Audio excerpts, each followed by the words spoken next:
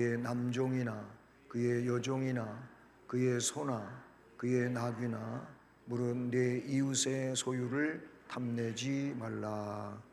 아멘. 예, 오늘은 계명으로 말하면 마지막 계명이 되겠죠. 10번째 계명. 이 말씀은 항상 신명기 5장에도 십계명이 나오니까 거기 말씀하고 이렇게 좀 대조를 해볼 필요가 있어요.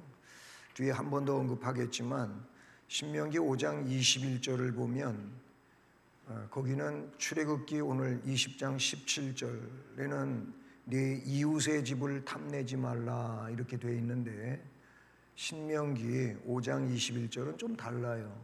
네 이웃의 아내를 탐내지 말라로 되어 있어요.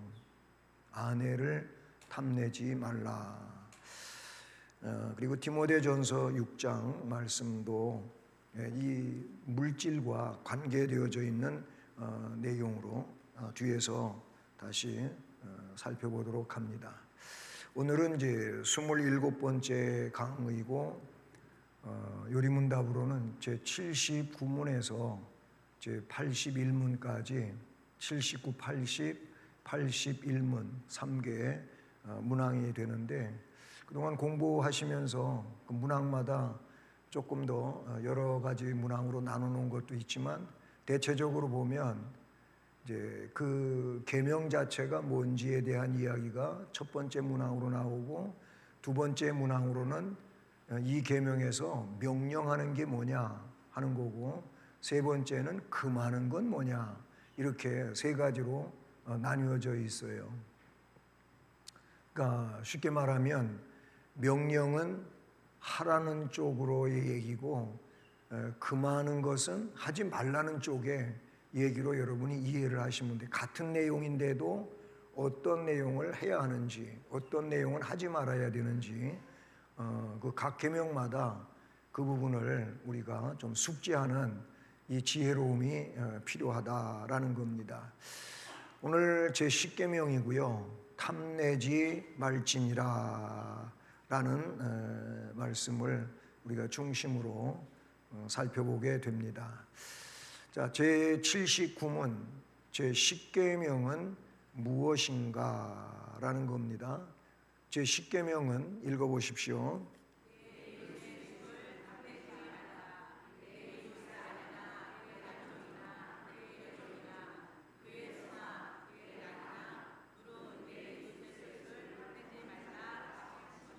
네, 우리가 이미 앞에서 출애굽기 20장 17절 말씀을 읽은 내용 그대로 이 따옴표 안의 내용이 바로 그 내용이죠. 네 이웃의 집을 탐내지 말라. 네 이웃의 아내나 그의 남종이나 그의 여종이나 그의 소나 그의 나귀나 물은 네 이웃의 소유, 네 이웃의 소유를 탐내지 말라 하신 것이 십계명 내용이라고 하는 사실이죠. 제 80문은 그러면 십계명이 명하는 것이 무엇인가라는 겁니다. 읽어보십니다.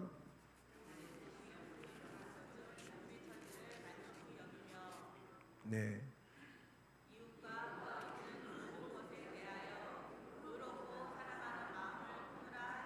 네, 이런 이제 말씀들이 여기에 배경으로 하고 있고요. 그 내용을 조금 더 이렇게 구분을 지어서 보게 되면 먼저는 자기 처지를 만족히 여겨라. 이건 이제 뒤에 가 보면 자족이라고 하는 말로 다시 쓰여지고 있어요. 보통 살면서 보면 내 처지가 항상 불만스러운 거죠. 자기의 모든 조건이 불만스러운 거죠. 불만스러운 사람은 조금 정신을 차리시고 정신 차려야 되는데 이제 왔다 갔다 하시네. 네, 참 피곤한 시간이에요. 지금 시간이 굉장히 피곤한 시간인데 우리 하나님께서 이 피곤한 시간에 우리의 집중력을 좀 높이려고 예배드리라고 하셨으니까 함께 또 끝까지 잘 하실 수 있기를 바라는데 자기 처지를 만족히 여겨라. 따라서 합니다. 내 처지를 만족하게 여기자.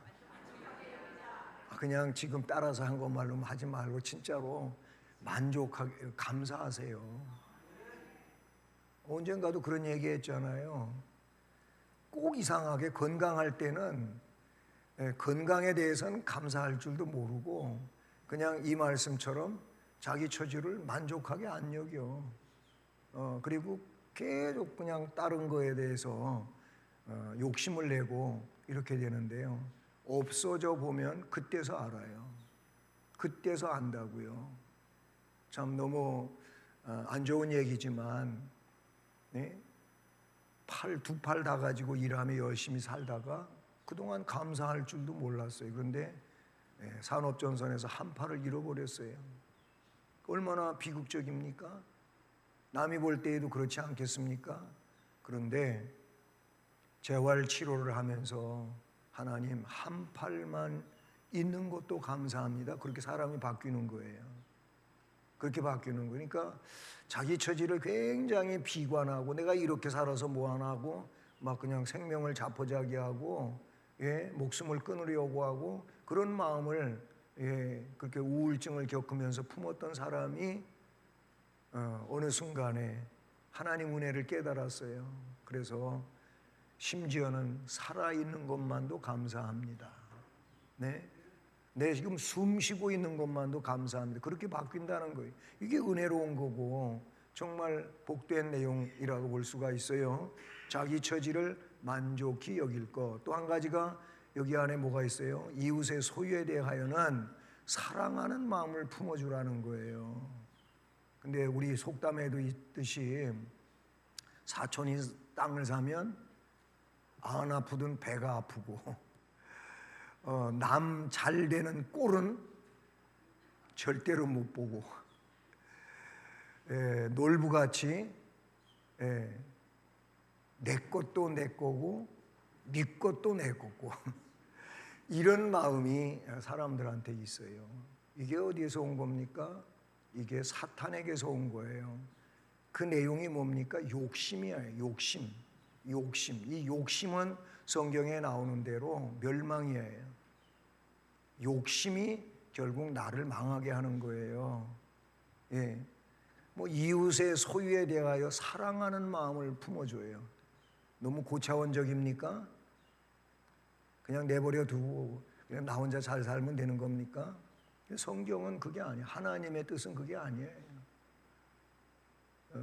내가 이웃의 소유에 대하여 사랑하는 마음을 품어주는 것은 또 다른 사람이 나의 주변 사람들이 나에 대하여 그렇게 사랑하는 마음을 품어준다는 거예요. 이게 일방적인 게 아니에요. 쌍방이에요. 근데 사탄은 너무 일방통행을 만들어 놓고 그리고 내가 아닌 다른 이에 대해서는 함부로 대하고 막대하고 이런 상황에 그 코너에다가 몰아넣는 거지요. 81문 그러면 십계명이 금하는 것이 무엇인가라는 겁니다. 읽어보세요.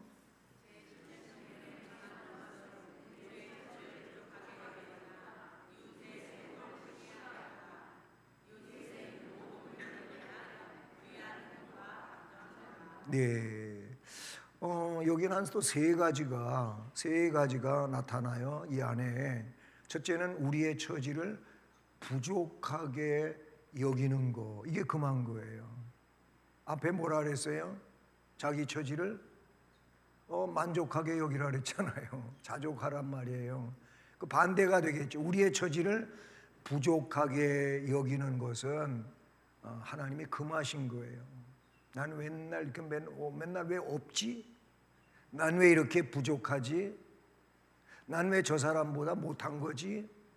이런 거를 하는 거는 금해진 거단 말이에요.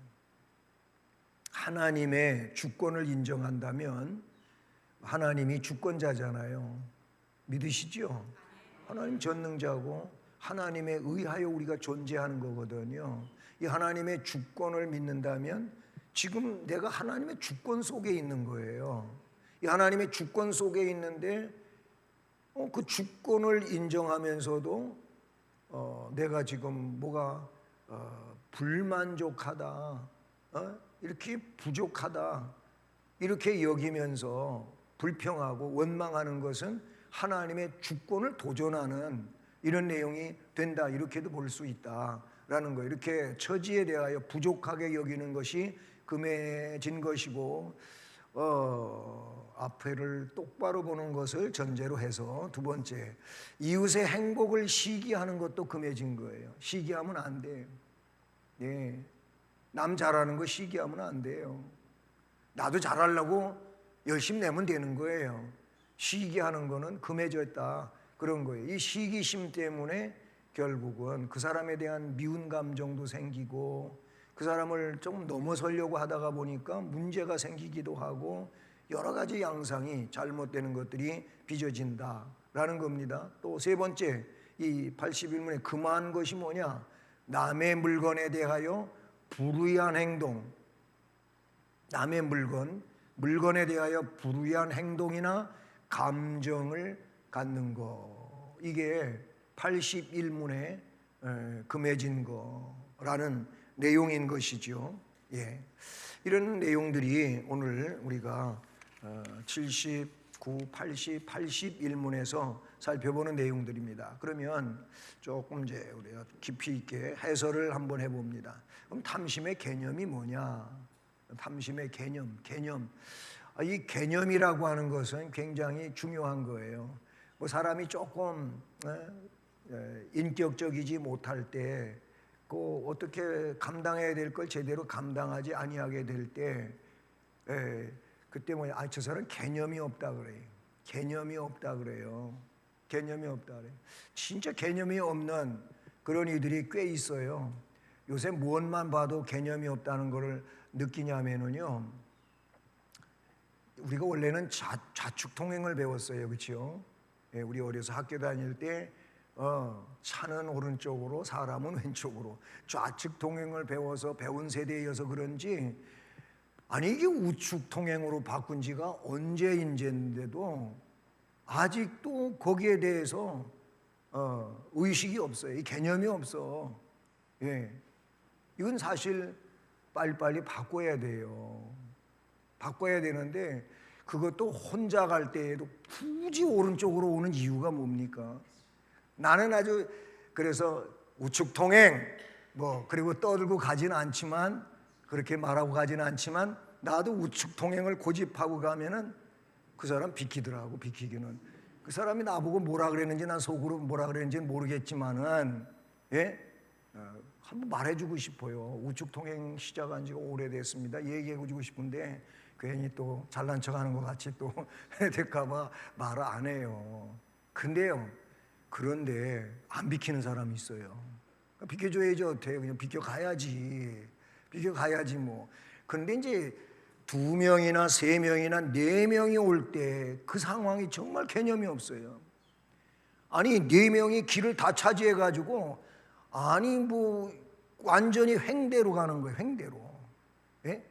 이 횡렬로다가 그대로 길을 다 섭렵하고, 그러면 오면서 내가 오는 길을 내줄 생각을 안 하는 거예요. 어떻게 되는 거예요 도대체 이거? 그래서 뚫고 가야지 뭐, 그렇죠? 뚫고 가기는 가지만 그건 개념이 없는 거예요. 예? 길을 갈 때에는 다른 사람에 대한 배려가 있어야 되는데 그러면 안 되는 거예요. 그것도 하나가 있고요. 요새 여기 전자동으로 가는 킥보드 비슷한 것들 있잖아요. 이거 타다가 그냥 아무데나 막 그냥 세워놓고 다녀.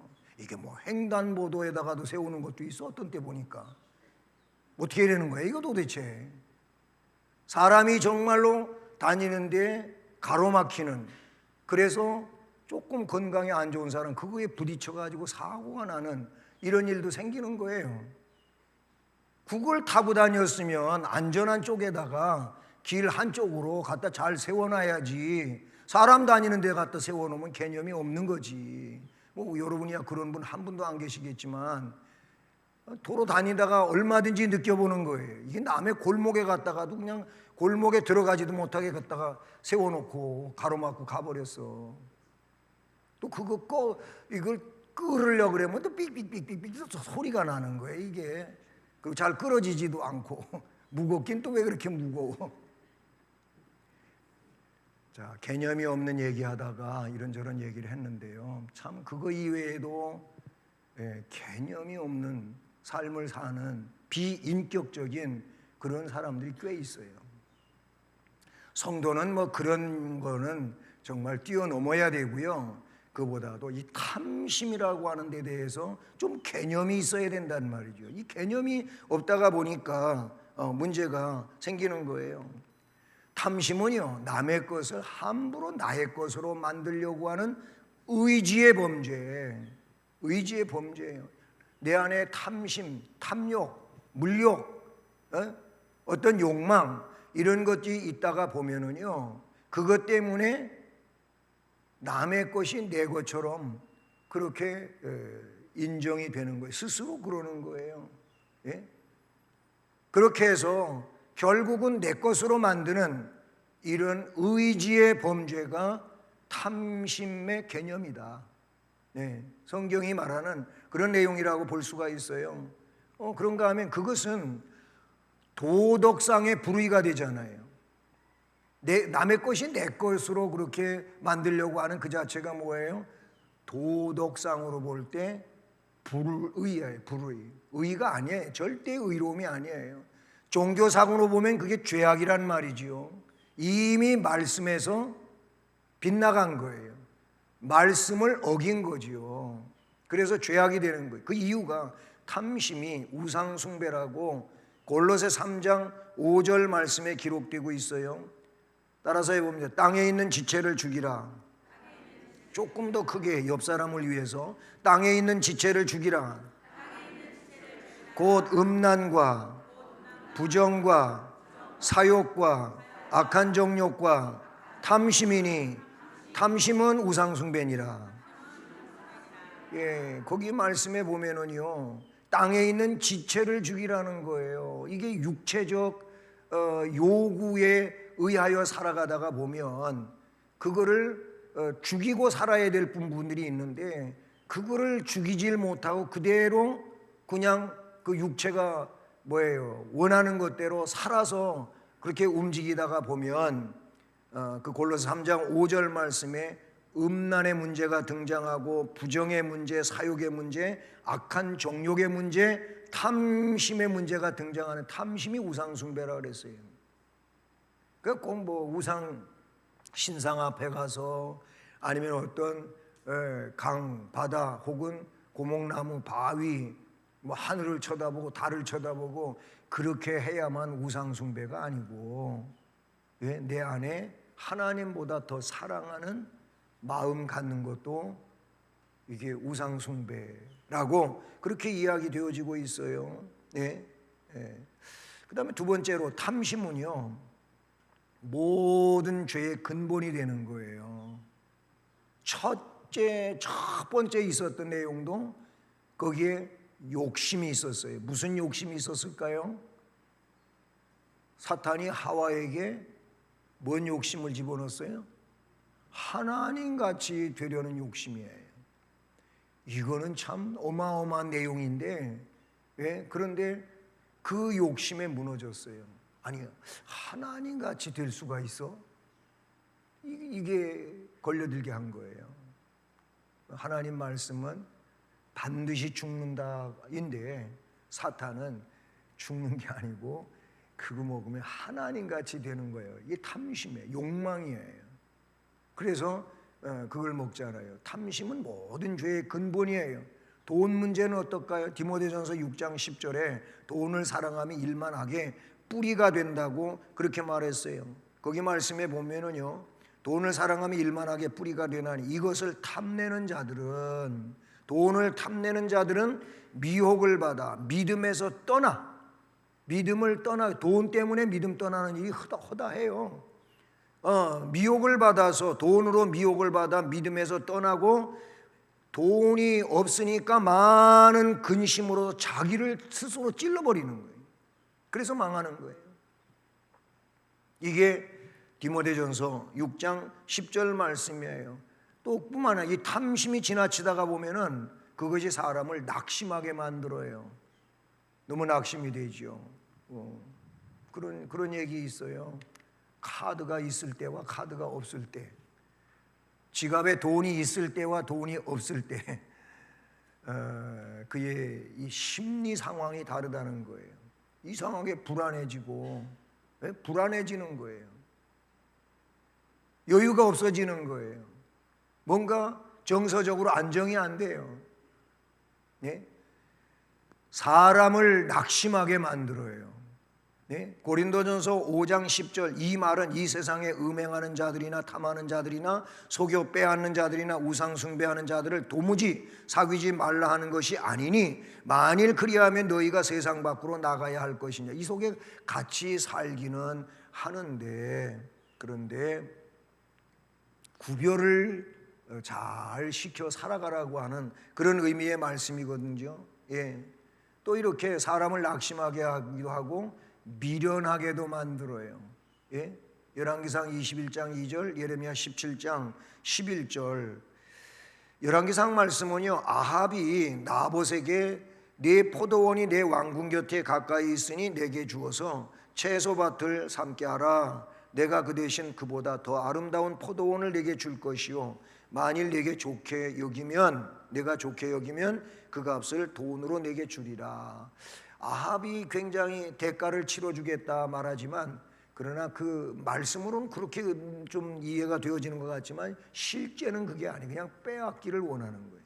그냥 가져오기를 원하는 거예요. 그에게 있는 탐심이죠. 아니, 미련하니까 지금 이런 일을 벌이는 거예요. 지혜로우면 그렇지 않은 거예요. 지혜롭다면 유대인으로서, 이스라엘인으로서 그가 생각할 일이 뭐냐면, 기업이라고 하는 건 하나님이 주신 거다. 이게 이미 하나님께서 그 백성들에게 주신 지식이에요. 근데 그걸 다 덮고 뛰어넘어 가지고 그거를 내 것 만들려고 하는 거는 하나님의 경륜을 뒤엎으려고 하는 이런 내용이니까 이게 굉장히 미련스러운 일이 아닐 수가 없지요. 그래서 결국은 이런 낙심하고 미련하게 돼가지고 그 구속되어 살다가 결국은 사망에 이르게 한다. 야고보 1장 15절에 따라서 해보면, 욕심이 잉태한즉 죄를 낳고 죄가 장성한즉 사망을 낳느니라. 욕심이 태어나면은요, 그 욕심 때문에 죄가 생겨나는 거예요. 죄는 그냥 놔두면, 회개하지 않고 이 싹을 잘라버리지 않으면 이게 자라나가지고 결국 그것 때문에 망하는 거예요. 그것 때문에 망하는 거예요. 네. 세 번째로 웨스트민스터 대요리문답이에요. 소요리문답이 아니고 대요리문답 제148문에 탐심의 동기로 세 가지를 들고 있어요. 그 하나가 자신의 소유에 불만을 품는 거. 고린도전서 10장 10절, 그들 가운데 어떤 사람들이 원망하다가 멸망시키는 자에게 멸망하였나니 너희는 그들과 같이 원망하지 말라. 왜 불만 품으니까 원망이 나오고 불평이 나오는 거예요. 네? 바로 이 탐심의 동기로 첫째, 자신의 소유에 불만 품지 말아라 하는 내용이에요. 또 하나는 이웃의 소유에 질투하는 거예요. 질투하고 그랬어요. 그리고 세 번째로 마침내 이웃의 것에 애착심을 갖는 그것이다 라고 이야기하고 있다는 것이지요. 예. 대요리문답 140분의 탐심의 동기 세 가지를 그렇게 말하고 있다는 것이죠. 자, 그래서 첫 번째는 이 탐심의 개념을 좀 바로 이해할 필요가 있고요. 그 다음에 자족의 생활이 중요해요. 이 10계명, 10번째 계명을 우리가 받아들이고 잘 따라가기 위해서는 자족 생활이 필요하다. 자족이 뭐예요? 스스로, 자기 자신이 스스로 만족하게 여기는 거예요. 그래, 하나님이 나를 이렇게 살라고 했으니까 감사합니다. 예를 들어서 그런 거죠. 네? 그런 거예요. 그게 자족이에요. 자, 인생은 뭐 하숙생 얘기하려고 그러는 게 아니고 무슨 얘기인지 알아요?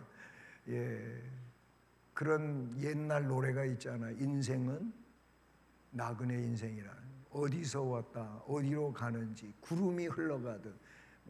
그 누구의 돌아가신 분 최희준, 예, 그분이 불렀던 노래예요. 인생은 하숙생인가 뭐 그런 건데 그와 같은 내용이 성경에는 원래부터 나와 있는 거예요. 아마 성경을 가지고 노래를 만들었는지도 모르겠어.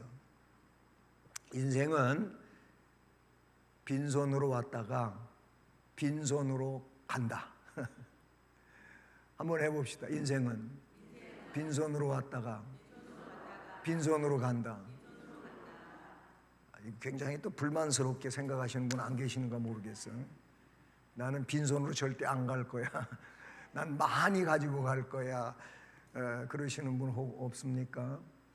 그 전에 이제 안 믿는 장례식에 가본 적이 있어요. 가봤더니 이제 돌아가신 그분 그 시신에다가 몇 가지 의식을 치르더라고요. 의식을 치르는데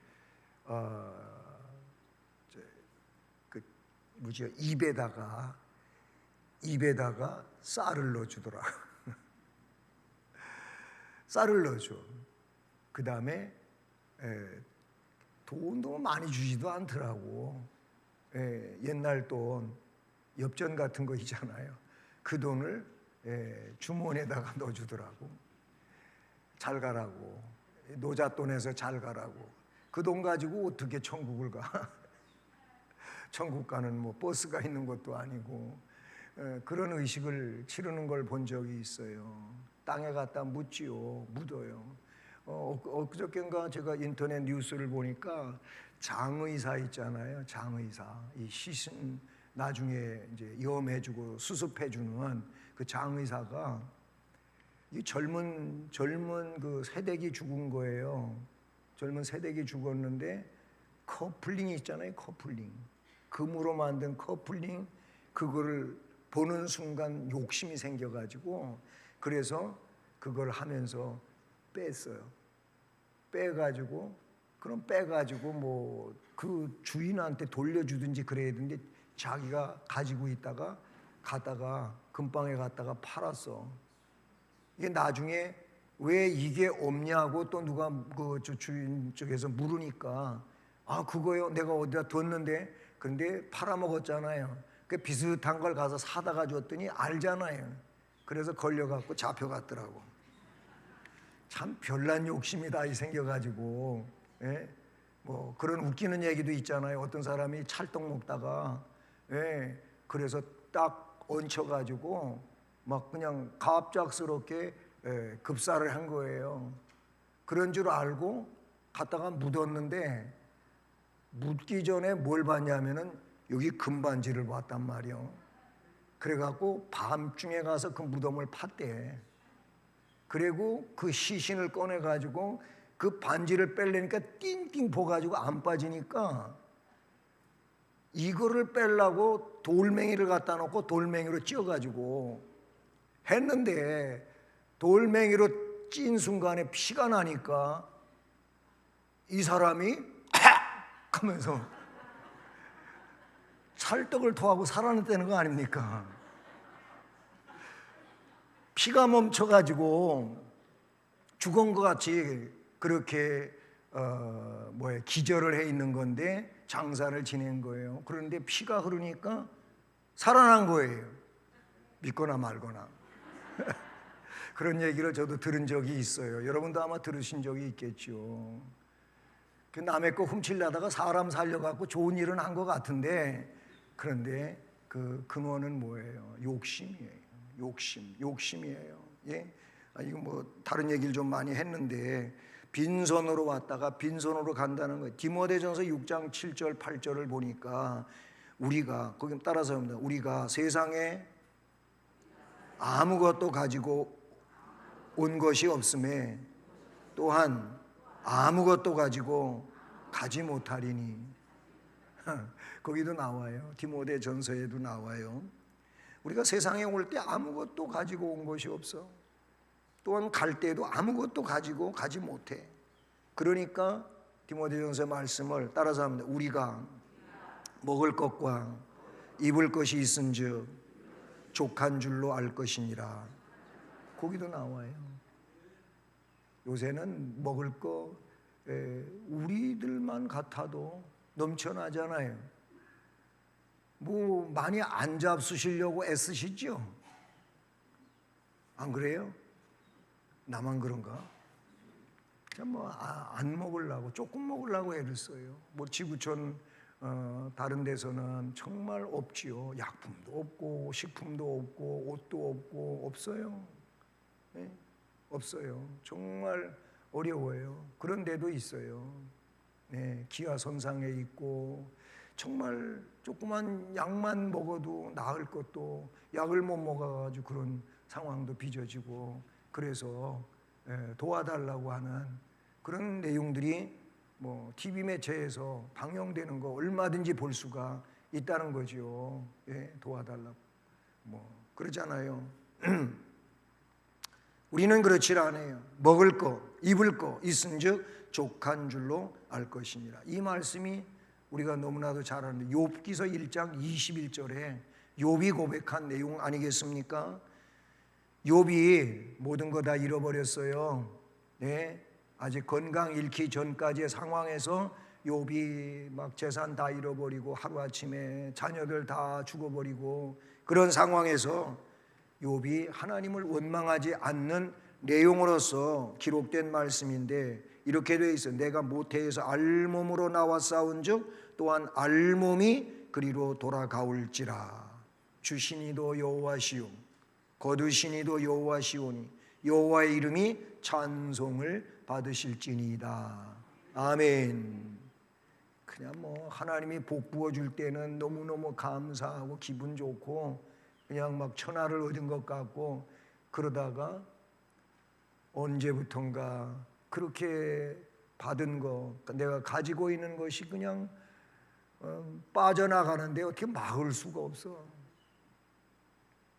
그러다 보니까 있을 때 생각하고 없어지니까 너무나도 실망스럽고 또 마음이 평안치가 않고, 예? 그러면서 불평이 생기고 원망이 생기고, 그러다 보니까 자신의 육체의 병도 생기고 신앙도 형편없어지고 뭐 이렇게 되는 일도 생긴단 말이에요. 왜 그래요? 원론을 몰라서 그러죠. 원론이 뭐예요? 이 말씀 그대로예요. 주시니도 여호와 거두시니도 여호와. 그냥 빈손으로 왔다가 빈손으로 가는 거예요. 좋은 옷 입고 오신 분이 어디가 있어요? 나와 보니까 부모님이 다 준비해 놓은 거 입고 먹고 그러는 거 아니겠어요? 예. 그래서 바울은 친히 자족하는 생활을 살았고 그거를 또 선포했어요. 빌립보 4장 11절 12절에 보니까 내가 궁핍함으로 말하는 것이 아니라 어떠한 형편에든지 나는 자족하기를 배웠노니 나는 비천에 처할 줄도 알고 풍부에 처할 줄도 알아. 모든 일 곧 배부름과 배고픔과 풍부와 궁핍에도 처할 줄 아는 일체의 비교를 배웠노라. 그래서 바울 사도가 선포한 아주 유명한 말 가운데 뭐예요? 그건 물론 성령 안에서 말한 것이지만 이런 말을 했어요. 따라서 합니다. 항상 기뻐하라. 내가 다시 말하노니 기뻐하라. 항상 기뻐하라. 바울 사도 항상 기뻐. 옥에 가 있어도 기쁘고, 그에게 기쁘지 않은 일이 조금 있었다면 그게 뭐냐면 교회를 염려하는 일이었어요. 교회를 염려하는, 그가 많은 고난 당했어요. 매도 맞았어요. 근데 이런 일들은 다 고사하고 이런 일들은 다 제쳐놓고 내가 교회를 위하여 눌리는 이것이 내 아픔이다. 그가 그렇게 말하는 부분도 없지 않아 있지 않습니까? 자족하는 생활을 살았어요. 자, 사실 자족하는 마음은 경건한 마음이라고 봐요. 또 하나님의 축복은 그런 마음에 임할 것입니다. 할렐루야. 네. 요리문답 제80문에 우리가 이미 79, 80, 81문회였잖아요. 그 80문에 십계명에 명하는 것은 우리 처지를 만족히 여기며 이웃과 그 있는 모든 것에 대하여 의롭고 사랑하는 마음을 품으라고 하는 것이었잖아요.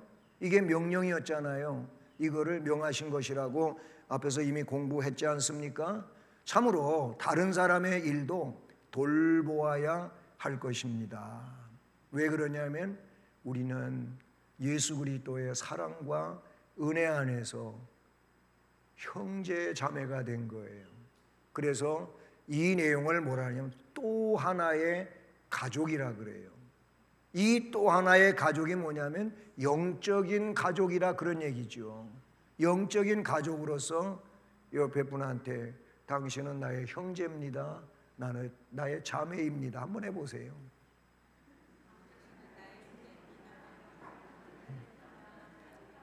네. 우리 박찬준 집사님은 딸하고 옆에 앉아 있었는데 저런 상황에서 그때 아빠한테 잘해야 돼. 뭐라고 하냐면 당신은 나의 형제입니다. 이게 이제 우리 집에서도 있었던 일인데요. 제가 서울서 목회할 때 이런 비슷한 설교를 했어요. 설교를 했더니 당장 우리 아들이 집에 와가지고 그 얘기를 하더라고. 당신은 나의 형제입니다. 아들이 그러더라고요. 그래가지고 깔깔대고 웃은 적이 있는데요. 물론 그런 의미로 한 게 아니에요. 걔도 웃자고 좀 한 얘기겠죠. 우리는 그리스도 안에서 형제요 자매인 것입니다. 물론 여기에는 또한 질서가 있는 것이죠. 위아래가 있다 그 말이에요. 그냥 뭐 형제고 자매가 됐다가 위아래도 없는 그런 걸 말하는 내용은 아니지요. 예? 그러니까 다른 사람의 일도 돌보아야 돼요. 그러니까 서로 뭐예요? 돌보아 줘야 되는 거예요. 지켜줘야 된다 그 말이에요. 인격을 지켜주고 소유를 지켜주고 지켜주는 거예요. 이게 하나님이 원하시는 그런 내용이라고 볼 수 있죠. 세 번째로 행복한 자가 누구인가? 누가 행복하겠습니까? 많은 것을 소유한 자만이 행복을 누리는 자는 아닙니다. 많은 것을 가지고 있는 순서대로 행복 순위가 정해진다면 세상에 그렇게 되어져 있어야 되는데 절대 안 그래요. 저는 절대라고 하는 말을 붙였는데 절대 안 그래요. 보세요. 정말로 많이 가지고 있는 사람들, 우리가 생각할 때는 이건 뭐 상상도 못하는 그런 수치에 많이 가지고 있는 사람들이 세상에 있잖아요. 그 뭐 상위 1% 아니면 0몇 %라고도 할 수 있는데 그 사람은 행복합니까? 그 사람들한테 물어보면은 행복하지 않다 그래요. 우리가 봐도 불행한 면이 너무나도 많아요. 왜 그런 이들의 자녀는 마약을 하고 이상한 짓을 하는 겁니까? 그런 일들이 우리 가까이 수원시 안에도 그런 괜찮은 사람 아들이 마약 때문에 가서 구속돼 가지고 살고 있고 그런 일이 있어요. 왜 그래요? 너무 불행하잖아요. 그게 행복 순위가 아닌 거예요. 행복 순위는 어디에 있냐면 내 마음에 있어요. 내 마음에 자족이 있으면은 행복한 거예요. 스스로 족하게 하고 그래서 감사하고 그래서 찬양하고 그런 거 아닙니까? 세상 사람 날 부러워 아니하여도 나도 역시 세상 사람 부럽지 않네. 이 찬송의 2절인가 3절의 가사에 넘어가 보면 영국 황제 루이스가 나와요. 루이스가 나라 안에 행복한 사람이 저 도시에서부터 살펴봤는데 없는 거예요. 행복한 사람, 내가 통치하고 있는 이 나라 안에 정말로 행복한 사람 찾아보고 싶어가지고 나섰는데 저기 뭐 왕궁에서부터 시작해고 도시에서부터 시작해가지고 찾아봤어요. 평민복을 입고 분장을 하고 자기가 왕인 거 황제인 거 모르게 하려고 그러고 나가서 살피는데 없어요. 여기도 없고 저기도 없고 정말로 시골로 내려가는데 어디선가 너무나도 가슴에 담기는 노래소리가 들려와서 가까이 가고 물레방앗간에서 두 노부부가 찬송을 하고 있는 거예요. 그게 그런데 그 찬송가 가사에 세상 사람 날 부러워 아니하여도 나도 역시 세상 사람 부럽지 않아 쓴 거예요. 그러면서 영국 황제 루이스가 따라서 한 얘기가 그거예요. 자기 황제이지만 이 사람이 부럽다는 거죠. 저렇게 행복해하고 그 정말 가난한 처지 속에서 말입니다. 예? 행복은 소유에 있는 것이 아니에요. 탐욕을 버리고 탐욕을 버리고 하나님의 선물에 감사하며, 따라서 보세요. 탐욕을 버리고 하나님의 선물에 감사하며 우리의 일용할 양식을 주옵소서 하는 경건한 사람이 아닐까. 이게 맞아요. 이게 맞는 거예요. 예? 그래서 탐내지 말아야 돼요. 탐내지 말라. 너무 부하면 교만의 죄를 범하고 너무 가난하면 탐심의 죄를 범하기 쉬워요. 그래서 솔로몬이 잠언 30장 8절에 이렇게 말씀한 거예요. 나를 가난하게도 마옵시고 부하게도 마옵시고 오직 필요한 양식으로 나를 먹이시옵소서. 아멘. 이렇게 말했어요. 예, 잠언 30장 8절로 9절이 그래요. 헛된 것과 거짓말을 내게서 멀리 하옵시며 나를 가난하게도 마옵시고 부하게도 마옵시고 오직 필요한 양식으로 나를 먹이시옵소서. 혹 내가 배불러서 하나님을 모른다 하며 여호와가 누구냐 할까 하오며 혹 내가 가난하여 도둑질하고 내 하나님의 이름을 욕되게 할까 두려워함이니이다. 이렇게 솔로몬이 고백한 내용이에요. 간음하지 말라는 계명을 지키려면 이웃의 아내를 탐내지 말아야 하고요, 도둑질하지 말라는 계명도 지키려면 뭐 해야 돼요? 이웃의 소유를 탐내지 말아야 하는 거지요. 더욱 자신의 마음을 지켜야 하는 거예요. 그래서 잠언 4장 23절 말씀에서 모든 지킬 만한 것 중에 더욱 내 마음을 지키라. 내 마음을 지키라. 생명의 근원이 이에서 남이니라. 그렇게 말하고 있어요. 따라서 합니다. 마음을 지키자. 내 마음을 지키자. 마음 좀 잘 지킵시다. 예, 이 마음이 성경 말씀과 거리가 멀어져 가고 성도의 뜻과는 다른 이런 마음으로 살지 않도록 마음 좀 잘 지킵시다. 생명의 근원이 이에서 남이리라 라고 말씀하고 있다는 사실이죠. 네. 세 번째로 제10계명은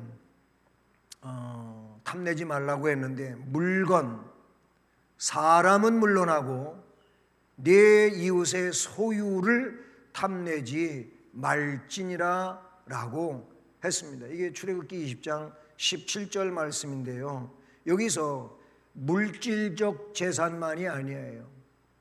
인적인 것도 여기에 포함이 되는 것이고 동시에 지적인 것도 포함이 되는 거예요. 지식도 훔치면 안 되는 거예요. 예? 지식은 내가 배우는 거지, 남이 가지고 있는 그 지적인 것들을 이거를 그냥 몰래 가져오는 것은 이것도 탐내는 것이고 도둑질과 같은 거예요. 오늘날 이 논문의 문제가 여기에 많이 속하는 거예요. 또 산업적인 면에서 보면 어떤 그 대기업이 어떤 제품을 이제 개발하기 위해서 그 뭐 연구비로 굉장히 많이 투자를 했어요. 그런데 그 연구위원으로 있던 사람이 그 회사를 위해서 그 연구된 내용을 쓰질 않고 그 회사를 나와가지고 다른 데 가버린다든지 다른 데 갔다 그거를 빼돌린다. 이거는 산업 스파이잖아요. 도둑질이잖아요. 네? 남의 논문을 마치 내가 쓴 것처럼 하는 것도 이게 뭐 대학에서 또는 대학원에서 아니면 교수들이 많이 요즘에 저질러 놓는 그런 일이라는 거예요. 논문은 남의 것을 참고는 하되 어디에서 어떻게 참고했는지 반드시 줄을 달아야 돼. 난에 줄을 달아야 되고, 그렇게 해야 돼요. 그래서 그 내용을 번호를 쓰고 그렇게 해야 되고, 동시에 이러이러한 걸 참고해서 연구를 했는데 나는 이렇게 생각한다고 나의 학적인 내용을 거기에다가 실어 놓는 게 자기의 논문이 되는 거거든요. 뭐 남의 거 다 인용을 해올 수는 있어요. 그러나 자기의 논지를 펼쳐가야 된다라는 거예요. 예, 여기에는 물질적, 인적, 지적 뭐 이런 내용이 다 포함이 된다라는 겁니다. 예수님도요. 누가복음 12장 15절에서 읽어보세요. 삼가. 네, 그렇게 하셨어요. 삼가 모든 탐심을 물리치라. 누가복음 12장 15절인데 삼가 모든 탐심을 물리치라. 사람의 생명이 그 소유에 넉넉한 데 있지 아니하니라. 물질을 좀 형제와 잘 분배되도록 주님이 어떻게 좀 가래를 타 주십시오 라고 할 때 그에게 하신 말씀이에요. 네. 실로 모든 일에 감사하는 자, 모든 일에 감사하는 자가 복을 받을 것이고 탐심을 미워하는 자가 장수할 것이다. 아멘. 잠언 28장 16절에 무지한 치리자는 포악을 크게 행하거니와 탐욕을 미워하는 자는 장수하리라. 아멘. 여러분 복 받는 자 되십시오. 복 받는 자 되십시오. 꿈나라로 가셨어요. 예, 연구합시다. 탐심의 개념에 대해서 연구하시고 자족의 생활에 대해서 연구 좀 하십시오. 그러므로 여러분 개념 있는 신앙생활 하시고 또 자족함으로 행복하시길 우리 주님의 이름으로 축복합니다. 아멘. 네, 찬송하시겠습니다.